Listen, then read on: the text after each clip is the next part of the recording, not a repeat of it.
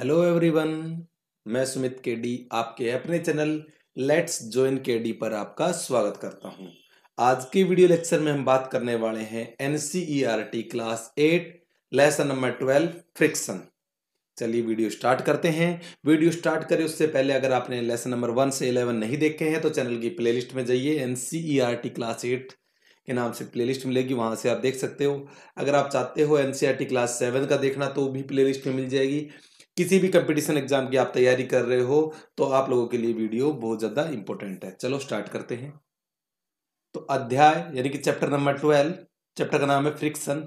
Last class भी discuss करा था फ्रिक्शन क्या होता है कि जब कोई दो ऑब्जेक्ट, मान लो एक ऑब्जेक्ट है ये और ये हमारा हो गया सरफेस, इनके बीच में लगता है यहाँ ये जो जगह होती है यहाँ लगता है क्या, फ्रिक्शन। फ्रिक्शन एक प्रकार से क्या है, एक फोर्स है। और कौन सा फोर्स है, कॉन्टैक्ट फोर्स है।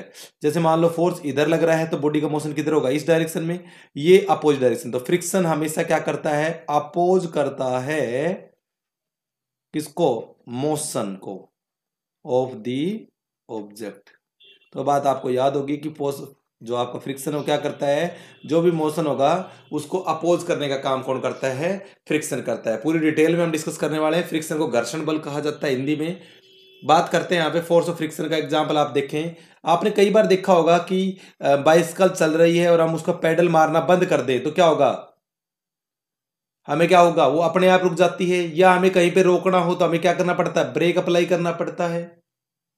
गाड़ी हो, व्हीकल चल रहे हैं आपका, तो हमें उसको रोकने के लिए क्या करना पड़ता है, ब्रेक अप्लाई करता है। या फिर जैसे बॉल है, हम उसको फेंक देते हैं तो धीरे धीरे कहीं ना कहीं जाके क्या करते हैं, एक जगह रुक जाती है। तो क्यों रुक जाती है। या कई बार आपने देखा होगा कि हम चलते चलते कोई स्लिपरी ग्राउंड है, छिलके के ऊपर पैर आ गया तो गिर जाते हैं, गिर जाते हैं ना। कई बार नहीं गिरते, कई बार गिर जाते हैं। रोड पे चल रहे नहीं गिर रहे हैं, लेकिन अगर छिलके पे पैर रखा गया तो स्लिप कर जाते हैं। कारण क्या, ball fall down when step on a banana peel. बोलो होता है नहीं होता, तो बिल्कुल होता होगा आप लोगों के साथ में। यहाँ पे फोर्स ऑफ फ्रिक्शन को देखने के लिए यहाँ पे एक्टिविटी दिखा रखी है।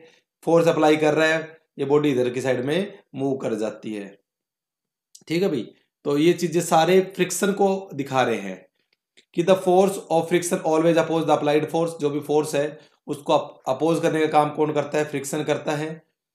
ठीक है भाई, अब बात करते हैं कि क्यों गिर जाते हैं। क्योंकि वहां पे फ्रिक्शन कम हो जाता है। जो गिर रहे थे पिल के ऊपर रखने पे, पिल होता है वो लुब्रिकेंट होता है, चिकना ज्यादा होता है, जिसकी वजह से फ्रिक्शन रिड्यूस हो जाता है और हम गिर जाते हैं। आगे पूरी डिटेल में डिस्कस करेंगे। स्प्रिंग बैलेंस के बारे में बात करें तो स्प्रिंग बैलेंस ये आपको दिख रहा होगा, एक डिवाइस होता है फिजिक्स लैब में, use for measuring the force. Force को नापने के काम में आता है, जो कि एक्टिंग कर रहा होता है ऑन ए ऑब्जेक्ट। जो भी फोर्स, जैसे मान लो यहाँ पे एक ऑब्जेक्ट को लटका दिया जाता है यहाँ पे, और उसको फोर्स को पता लगाने के लिए काम में आता है ये। It consist of coiled spring, एक इसमें स्प्रिंग होती है, यहाँ पे स्प्रिंग लगी होती है। ठीक है भाई, स्ट्रेच है when the force is applied on it, तो ये खुल जाती है जैसे आप जो उसको फोर्स को रिमूव करते हो ये वापस अपनी पोजीशन पे आ जाती है। तो ये फोर्स का मैग्नीट्यूड को फाइंड आउट करने के लिए स्प्रिंग बैलेंस का यूज होता है। बहुत अच्छा, यहाँ से आप देख सकते हो कि इसमें कितना फोर्स है, इसको फाइंड आउट करने के लिए स्प्रिंग बैलेंस ही दिखा देगा कितना फोर्स इसमें लग रहा है अभी। चलिए आगे बात करें हम, फ्रिक्शन क्यों लगता है। तो friction is caused by the irregularity of tool. देखो फ्रिक्शन हमने बताया कि, देखो ये एक्टिविटी देखो पहले, फ्रिक्शन से पहले देखो यहाँ पे एक बॉल को इस सेल को गिराया गया और यहाँ से गिरता हुआ इतनी दूर गया। इसी के मुकाबले में एक ऐसा सरफेस लगा है, रफ सरफेस लेके आए तो वहां से उसी हाइट से गिराया गया, लेकिन ये इतनी ही दूर गया है। मतलब यहाँ डिस्प्लेसमेंट ज्यादा कवर हो रहा है या डिस्प्लेसमेंट कम कवर हो रहा है। कारण क्या है, क्योंकि ये स्मूथ सरफेस है। कैसा सरफेस है ये, स्मूथ सरफेस है। ये कैसा है, रफ सरफेस है। तो रफ सरफेस में फ्रिक्शन ज्यादा होगा तो ज्यादा अपोज कर पाएगा मोशन को। यहाँ पे फ्रिक्शन थोड़ा सा कम होगा इसके मुकाबले में, तो इसलिए कम अपोज पर कर पाएगा तो गाड़ी दूर तक जाएगी। समझ रहे हो इन बातों को। तो आप ध्यान से समझिए कि फ्रिक्शन क्या क्यों लगता है। Friction is caused by the irregularity. जो दोनों सरफेस के बदले में इरेगुलरिटी है, मतलब ये ज्यादा प्लेन है इसके मुकाबले में, कागज के मुकाबले में टू सरफेस के बीच में जो इरेगुलरिटी है, कॉन्टैक्ट, जैसे मान लो ये सेल है और इसके बीच में जो कॉन्टैक्ट हो रहा है वहां पे इरेगुलरिटी है, उसकी वजह से क्या आता है, फ्रिक्शन लग जाता है। या हम कह सकते हैं इंटरलॉकिंग की वजह से फ्रिक्शन लगता है।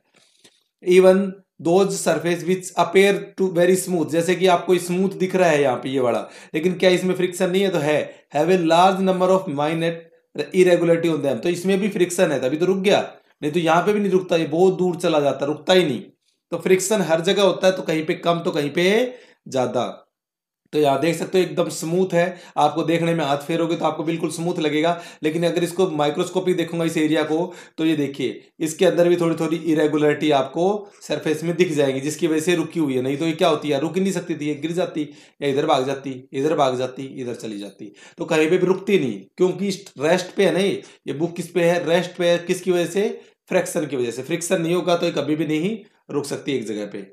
तो हम खड़े हुए हैं तो फ्रिक्शन की वजह से, चल पा रहे हैं तो फ्रिक्शन की वजह से, everywhere you will see friction.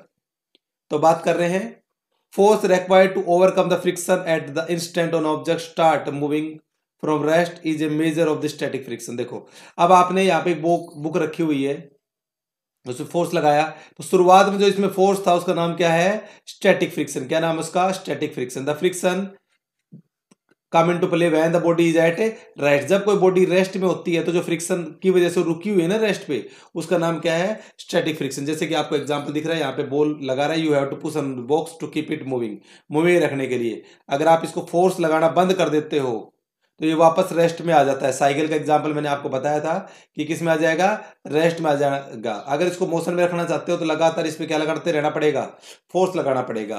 तो इस तरह का जो रेस्ट में आ गया है, रेस्ट में जो फोर्स होता है उसका नाम क्या है, स्टैटिक है। Force required to overcome the friction at instant on object start moving from the rest is measure of the static friction. ये क्या है आपका, स्टैटिक फ्रिक्शन, यानी कि मिनिमम फोर्स जिससे वो किस में आ जाए, मोशन में आ जाए। ठीक है। तो on the other hand the force required to keep the object moving, उसको हम क्या बोलेंगे, स्लाइडिंग फ्रिक्शन। अब इसको लगातार आपको फोर्स लगाने रहना पड़ेगा। भाई साइकिल को एक बार पेडल मारे, फिर आपने क्या करा, उसको लगातार पेडल मारते रहे तो लगातार कंटिन्यू किस में रही, मोशन में। आप लोगों को पता होगा जब साइकिल को चलाएंगे तो शुरुआत में ज्यादा जोर आएगा, लेकिन जब वो मोशन पकड़ लेती है तो फिर उसको कोई दिक्कत नहीं आती, वो आराम से धीरे धीरे पैदल मारते रहो और वो चलती जाएगी। तो यानी कि हम कह सकते हैं जो पहले था वो कौन सा था, स्टैटिक फ्रिक्शन था।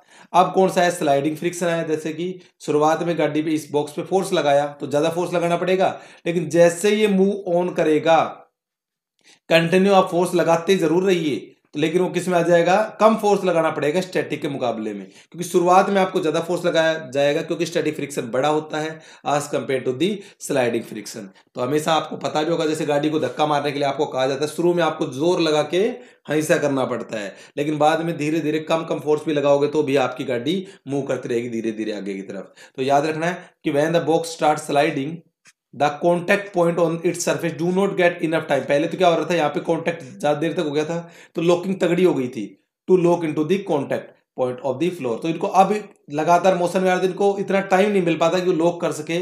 सो हम कह सकते हैं कि जो स्लाइडिंग फ्रिक्शन है वो थोड़ा कम होता है स्टैटिक फ्रिक्शन से। स्टैटिक फ्रिक्शन ज्यादा होता है, स्लाइडिंग फ्रिक्शन कम होता है भाई। तो आई होप दोनों में से अंतर समझ में आ गया होगा।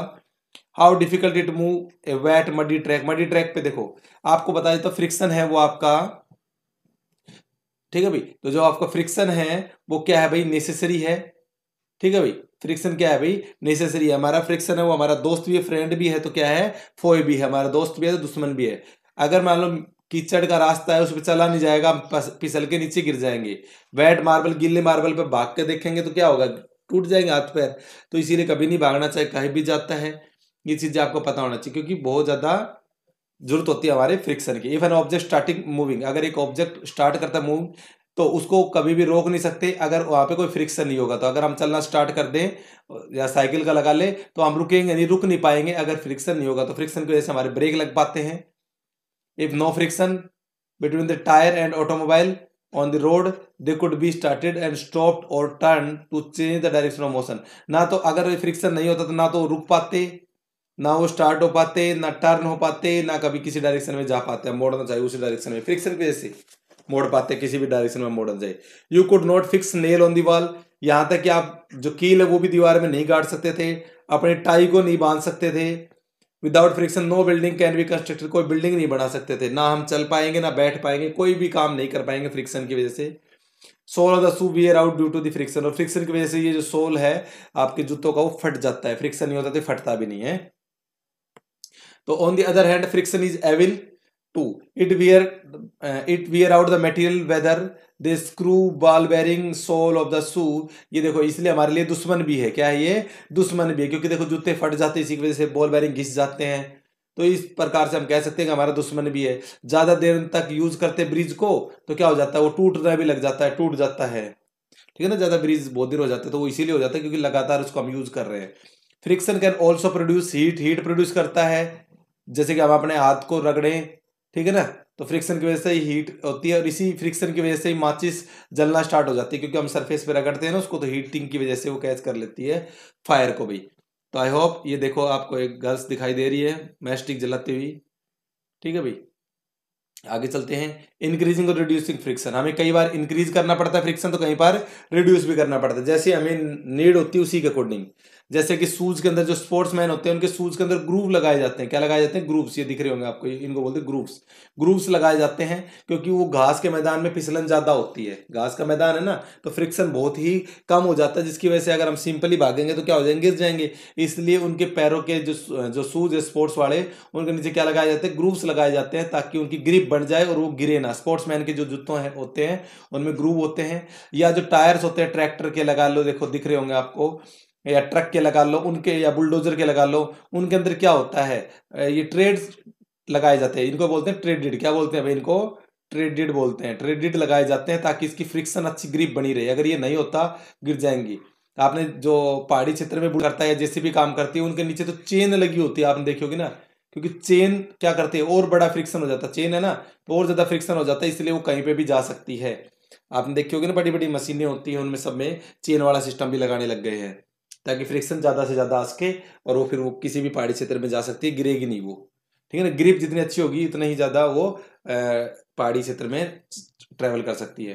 We deliberately increase friction by using brake pad. Brake pad का यूज करते हैं, ब्रेक कैसे लगेंगे साइकिल में, तो ब्रेक पैड इसीलिए होगा ताकि उसको रोक सके, तो ब्रेक पैड में फ्रिक्शन होना चाहिए, थोड़े दिन बाद में घिस जाता है, हम चेंज भी करवाते हैं, आप लोगों को पता भी होगा। जो brake pad do not touch with the wheel, but when you press the brake lever, जब ब्रेक को दबाते हो आपने देखा होगा तो वो चिपक जाते हैं, किसके, रिम के साथ चिपक जाते हैं, और फ्रिक्शन की वजह से जो व्हील होता है वो रुक जाता है, ठीक है भाई। कबड्डी का प्लेयर होता है, आपने देखा होगा, वो अपने हाथ में मिट्टी लगाता है, या अगर आप मोबाइल में उसमें देखोगे बड़े लेवल पे, तो वहां पे व्हाइट व्हाइट से पाउडर लगाते हैं। जिम्नास्टिक जो प्लेयर होते हैं वो भी एक कोर्स पे जाते हैं, तो अपने हैंड को फ्रिक्शन को इंक्रीज करने के लिए भी वो लगाते हैं, वो भी लगाते हैं भी व्हाइट पाउडर, ठीक है ना, कोर्स सब्सटेंस लगाते हैं ताकि ग्रिप अच्छी बन सके। कबड्डी के प्लेयर, कुश्ती के प्लेयर देखे होंगे आपने, गाँव में भी कुश्तियां होती है तो मिट्टी लगाते हैं एक दूसरे कंधे पे ताकि फ्रिक्शन अच्छे हो उसके, तो फ्रिक्शन की बहुत ज्यादा जरूरत होती है। कैरम खेलने के लिए यहाँ पे स्प्रिंकल किया जाता है पाउडर को, स्प्रिंकल फाइन पाउडर लगाया जाता है ताकि कैरम आसानी से स्मूथली मूव कर सके, इसके ऊपर यहाँ पे भी लगाया जाता है भैया। ग्रीस दिया जाता है। अगर बाइसिकल की चेन की बात करें, मोटरसाइकिल की मशीन के अंदर बात करें, तो कई बार देखा होगा कि हार्ड चलने लग जाती है, तो हम उसमें क्या डालते हैं, ग्रीस डलवाते रहते हैं टाइम टू टाइम, ताकि वो स्मूथली ट्रेवल कर सके भाई। तो फ्रिक्शन को हटाना भी बहुत ज्यादा जरूरी होता है, ठीक है भाई। तो the substance which reduce the friction, उसको हम क्या बोलते हैं, लुब्रिकेंट। तो आप ग्रीस डाल रहे हो, क्या है कि लुब्रिकेंट है। आपने साइकिल में कभी ना कभी ग्रीस जरूर डाला होगा चेन के अंदर, या मोटरसाइकिल के जो की लगती है वहां पे भी डालते हैं, थोड़ा सा तेल डालते हैं।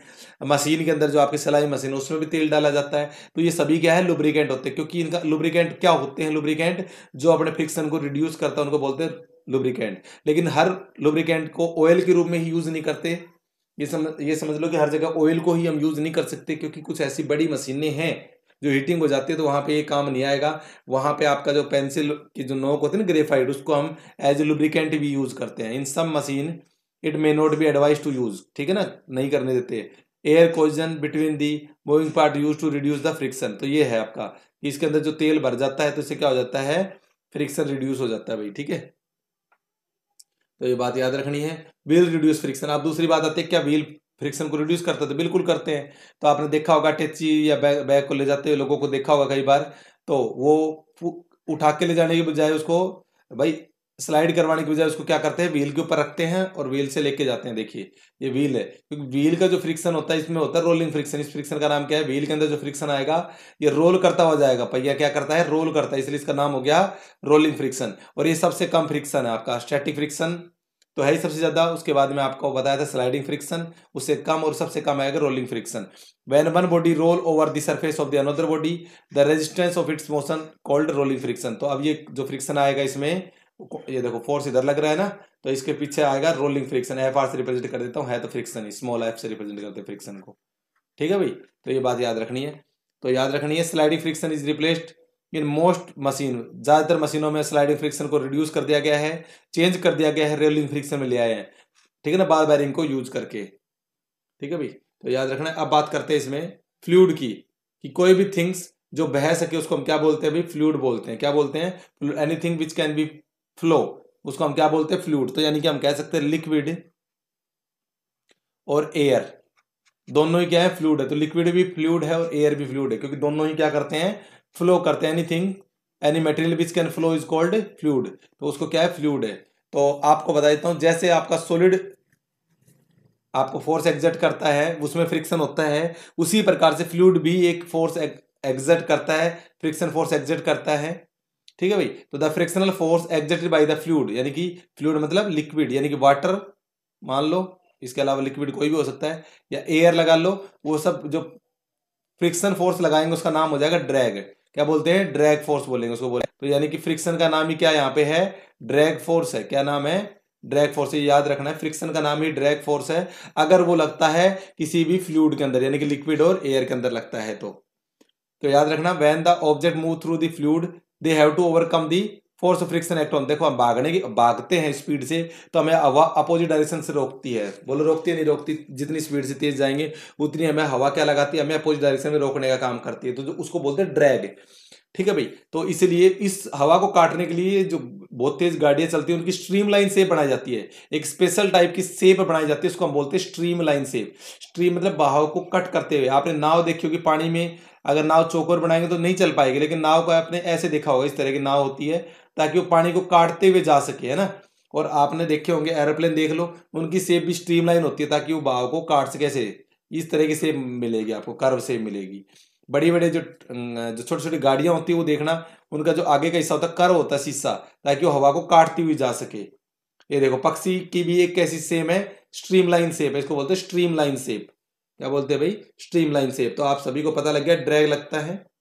आगे बात करें, friction oppose the relative motion between the two surface. आपको बता चुको फ्रिक्शन क्या, जो अपोज करता है दो सरफेस के बीच में लगता है, it act in both surface. Friction depend करता है नेचर ऑफ द सरफेस पे, कि कैसा सरफेस है।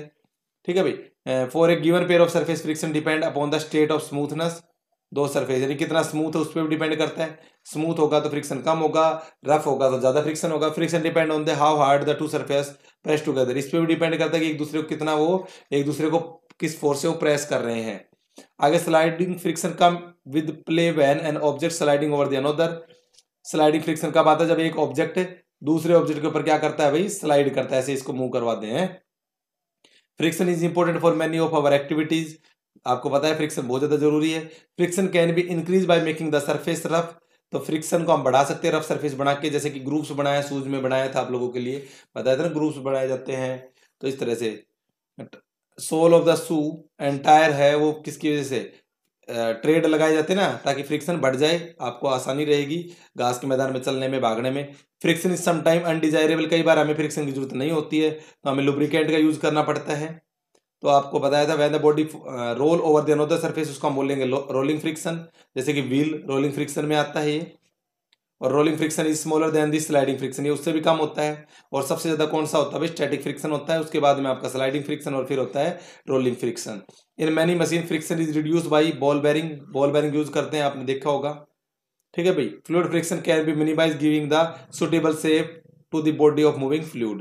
तो सुटेबल शेप देख, जिसको हम स्ट्रीमलाइन शेप बोलते हैं, उसको देखकर हम फ्रिक्शन को रोक सकते हैं। आई होप आपको ये वीडियो पसंद आया होगा। वीडियो अच्छे लगे तो लाइक करना, चैनल को सब्सक्राइब करना ना भूले। मिलते हैं नेक्स्ट वीडियो में, तब तक के लिए नमस्कार, thank you and have a good day.